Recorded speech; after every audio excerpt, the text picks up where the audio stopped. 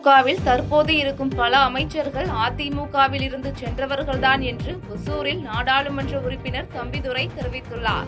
கிருஷ்ணகிரி மாவட்டம் ஒசூர் பகுதியில் அமைந்துள்ள மருத்துவக் கல்லூரியில் விபத்தில் சிக்கிய பெண்ணுக்கு செயற்கை கை பொருத்தும் நிகழ்வில் கலந்து கொண்ட அதிமுக நாடாளுமன்ற உறுப்பினர் தம்பிதுரை செய்தியாளர்களை சந்தித்தார். அப்போது முன்பு நடந்த தேர்தல்களில் அதிமுக தனித்து நின்று வெற்றி பெற்ற இயக்கம் என்றும் தற்போது பாஜக உள்ளிட்ட கட்சிகளுடன் கூட்டணி வைத்துள்ள அதிமுக வெற்றி பெறுவது உறுதி என்றும் தெரிவித்தார்.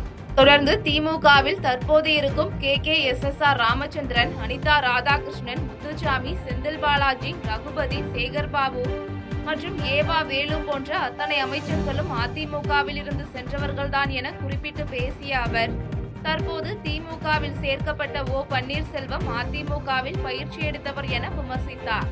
அது எப்பவுமே கட்சி மாற்றம் உண்டு, எப்பவுமே உண்டு. இப்போ சொல்ல போனாக்க திமுக யார் இருக்கிறாங்க? திமுக இருக்கிறவங்க பூரா பார்த்தீங்கன்னா எங்கள் பி டீம் மாதிரி தான்.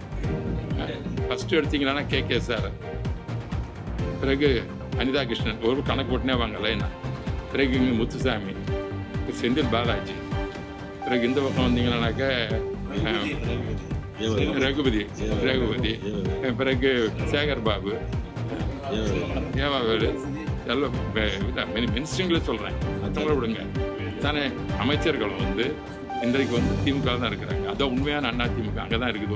ஒரு பக்கம் எங்களது உண்மையான அதிமுக அங்கே பண்ணி அவங்களுக்கு என்ன இப்போ நீங்கள் சொல்கிற மாதிரி OPS சேர்த்துறாங்கன்னா இங்கே ட்ரைனிங் ஆனவங்க இங்கே அனைத்து இந்திய அண்ணா திராவிட முன்னேற்ற கழகம் புரட்சித் தலைவி அம்மா அவரோட பாசறையில் பணியாற்றி அவர்கள் தான் இன்றைக்கு திமுகவுக்கு தேவைப்படுகிறார்கள். அவங்க கிட்ட ஆளுங்க இல்லை, புரியுதுங்களா?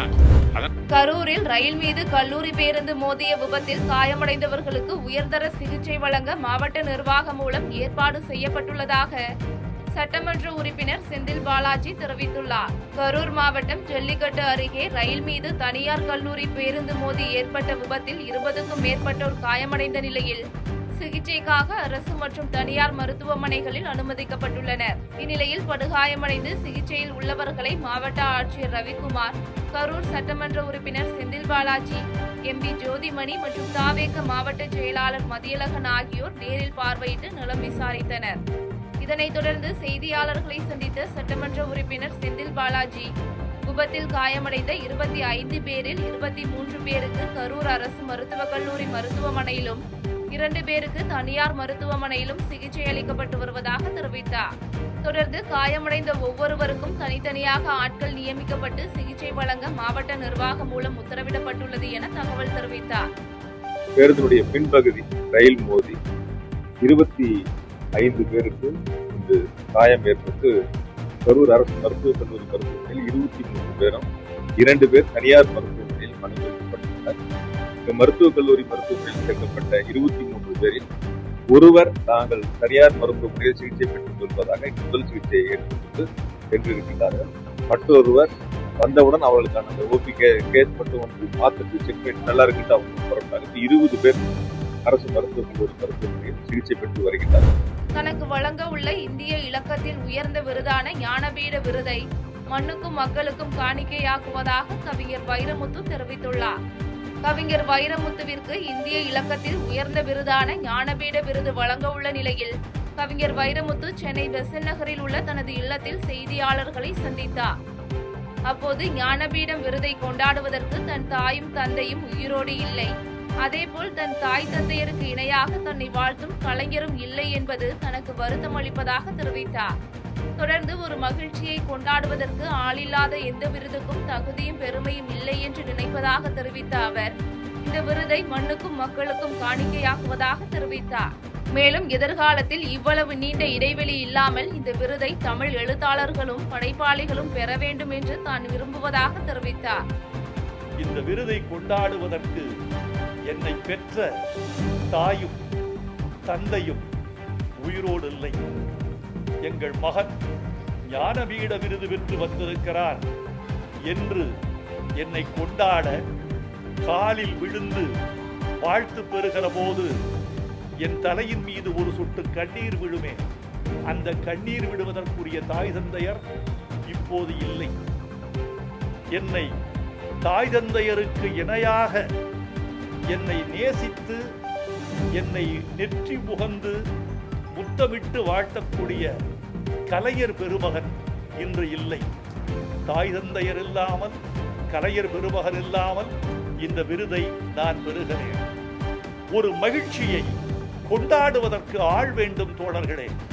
கொண்டாடுவதற்கு ஆள் இல்லாத எந்த விருதுக்கும் தகுதி இல்லை, எந்த விருதுக்கும் பெருமை இல்லை என்று நினைப்பேன்.